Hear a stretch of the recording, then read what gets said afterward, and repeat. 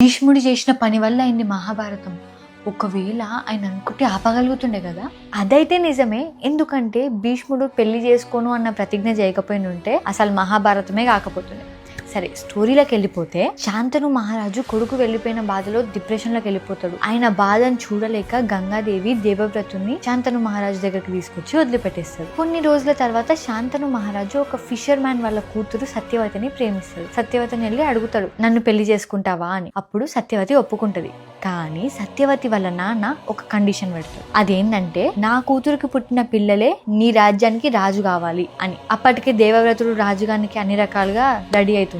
So ఏం చేయలేక శాంతను మహారాజు అక్కడ నుంచి వెళ్ళిపోతాడు. ఇదంతా తెలిసిన దేవవ్రతుడు సత్యవతి వాళ్ళ నాన్న దగ్గరికి వెళ్తాడు. నాకు అసలు ఈ రాజ్యం మీదనే ఆశ లేదు, నేను రాజే అవ్వను అని చెప్పేసి చెప్తాడు. ఇప్పుడు సత్యవతి వాళ్ళ నాన్న, నువ్వు రాజు అవ్వవు సరే, కానీ నీకు పెళ్ళైతే నీ పిల్లలు ఈ రాజ్యం కోసం ఫైట్ చేయరని గ్యారంటీ ఏముంది అని చెప్పేసి అడుగుతాడు. అప్పుడు దేవవ్రతుడు పక్కనే ఉన్న గంగా నదిల నుంచి వాటర్ తీసుకొని, గంగాపుత్రుడినైన నేను ఎప్పటికీ పెళ్లి చేసుకోను, నాకు పిల్లలు పుట్టరు, ఈ రాజ్యానికి నేను బతుకున్నంత కాలం సేవ చేస్తూనే ఉంటా అని చెప్పేసి చాలా పెద్ద ప్రతిజ్ఞ ఇస్తాడు. ఇంత పెద్ద ప్రతిజ్ఞ చేసినందుకే దేవవ్రతునికి భీష్ముడు అన్న పేరు వచ్చింది. అవును, మరి కురువంశం ఎట్లొచ్చింది?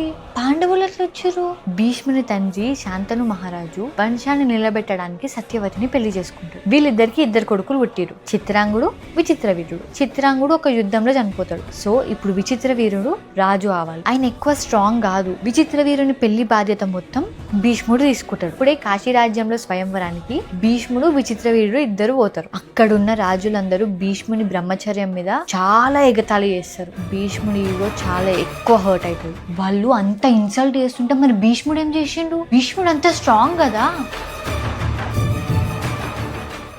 ఇది కిడ్నాపా?